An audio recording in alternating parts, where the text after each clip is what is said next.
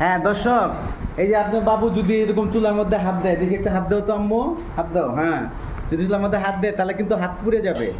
তো সেই জন্য আপনারা সবসময় ম্যাগনেট চুলা ব্যবহার করবেন। ম্যাগনেট চুলার ভিতরে কোনো কয়েল নাই, এই জন্য আপনার হাত কখনো পুড়বে না। গরম লাগছে আম্মু? না। হ্যাঁ, শর্ট করছে? না। শর্ট করে নাই।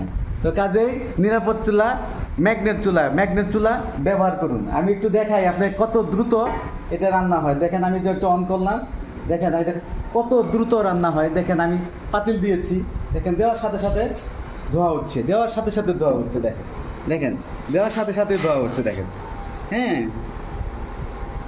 দেখছেন কত দ্রুত। এই যে আমি রান্না করেছি, আম্মু এখন হাত দাও তো, আবার হাত দাও তো।